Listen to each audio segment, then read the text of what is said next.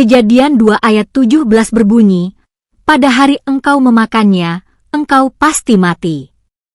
Jika dipahami secara lugas dan rasional, konsekuensi logisnya adalah Adam seharusnya mati saat itu juga setelah melanggar.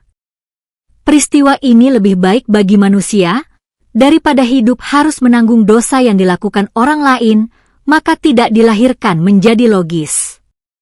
Dalam skenario ini, dosa berhenti pada pelakunya sendiri, tidak diwariskan kepada generasi berikutnya. Prinsip ini selaras dengan akal sehat. Setiap orang menanggung akibat dari perbuatannya sendiri, bukan orang lain. Jika ada mati langsung, maka tidak ada konsep dosa warisan, karena pelanggaran sudah selesai pada dirinya. Sistem ini tampak lebih adil, sederhana, dan konsisten, tidak menimbulkan beban kolektif bagi manusia yang tidak ikut melakukan kesalahan tersebut. Dengan demikian, gagasan bahwa dosa diturunkan kepada seluruh umat manusia yang tidak logis itu menjadi tidak diperlukan lagi, karena tanggung jawab moral tetap bersifat individual dan tidak melebar ke keturunan. Halo semuanya, senang banget bisa kembali membedah topik menarik bareng kalian hari ini. Nah, di pembahasan kali ini kita bakal ngelakuin sebuah analisis tekstual yang sebisa mungkin sangat objektif, dan jujur aja ini bener-bener bikin penasaran. Kita mau masuk ke dalam sebuah dokumen sumber kuno yang punya salah satu ambiguitas paling terkenal sepanjang sejarah. Sekali lagi, tujuan kita di sini bukan buat berdebat soal agama atau keyakinan ya, sama sekali nggak. Kita murni mau ngatur panggung buat ngelakuin investigasi logis terhadap apa yang sumber ini sebut sebagai kontradiksi teks yang lumayan masif. Jadi siap-siap aja, karena kita bakal pakai akal sehat, membedah logika yang ada, dan memandu kalian ngelewatin teka-teki yang satu ini. Oke, mari kita langsung selami aja intinya. Kita langsung dihadapkan sama misteri utamanya nih. Kejadian 2:17. Teks ini menggambarkan momen di mana Tuhan ngeluarin sebuah aturan dengan konsekuensi yang kedengarannya tuh sangat absolut. Kutipannya, "Pada hari engkau memakannya, engkau pasti mati." Nah, kalau kita baca teks ini pakai tata bahasa umum yang lugas, apa adanya, kata mati ya berarti berhenti hidup secara fisik kan? Dan perasa pada hari itu berarti seketika, di hari yang persis sama. Ini jelas banget adalah sebuah deklarasi kematian fisik yang harfiah. Terdengar sangat final dan seolah nggak ada ruang buat interpretasi lain ya kan? Tapi tunggu dulu, coba lihat angka raksasa yang satu ini. 935. Nah, di titik inilah sumber materi kita ngehantam kita pakai semacam disonansi kognitif yang bikin kita mikir keras. Berdasarkan kelanjutan dari teks yang sama, si tokoh utama, Adam, ternyata nggak mati di hari dia melanggar aturan itu. Faktanya, kalau kita ikutin terus alur ceritanya, teks itu nyatet kalau dia malah terus hidup sampai 935 tahun, bahkan punya banyak anak cucu. Ada benturan fakta yang luar biasa di sini teman-teman. Teksnya dengan tegas ngancam kematian di hari yang sama, tapi realitas di dalam cerita itu sendiri malah nunjukin kehidupannya membentang hampir 1000 tahun. Luar biasa kan? Kondisi yang membingungkan ini secara alami ngebawa kita ke satu pertanyaan yang lumayan tajam. Gini logikanya, kalau sebuah kematian fisik di hari yang sama ternyata nggak benar-benar kejadian sama karakter utamanya, terus gimana dong seharusnya kita menginterpretasikan teks ini? Apa kita dipaksa buat bikin kesimpulan kalau kata mati di situ emang sama sekali nggak dimaksudkan buat dipahami secara literal? Ya, akal sehat kita rasanya nuntut kita buat nyari penjelasan logis kan? Harus ada alasan dibalik celah masif antara ancaman yang diucapin sama kenyataan yang beneran terjadi di dalam ceritanya. Materi sumber kita dengan cerdas ngajak kita nimbang dua definisi yang paling sering banget dipakai orang buat mecahin masalah ini. Di satu sisi, kita punya opsi literal atau mati fisik secara langsung.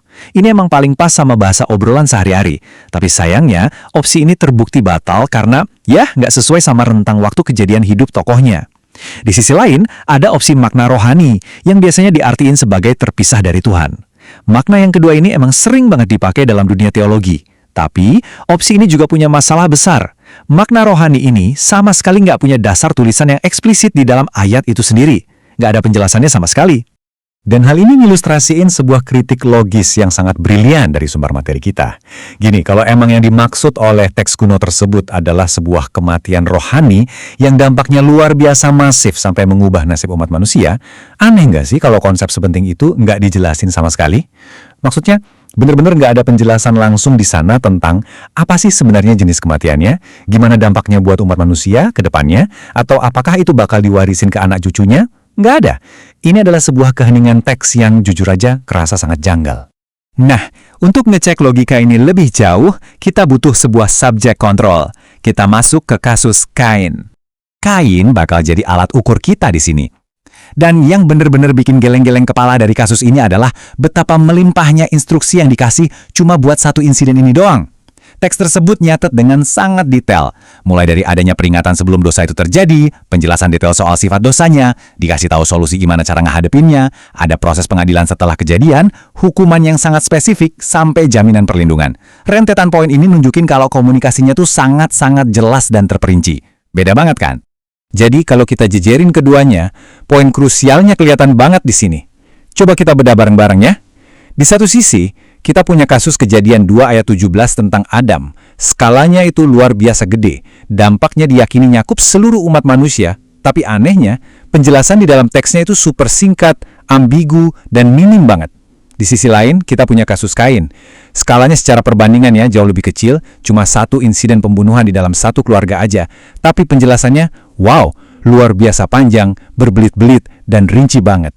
Kontras yang jomplang ini ngelempar kita langsung ke sebuah pertanyaan yang bikin dahi berkerut. Ini kayak paradoks gitu loh. Kok bisa ya sebuah masalah yang relatif lebih kecil dapat porsi teks belasan ayat dengan penjelasan yang super panjang, sementara sebuah masalah masif yang secara teori mengubah takdir seluruh umat manusia malah hampir nggak dapat penjelasan sama sekali?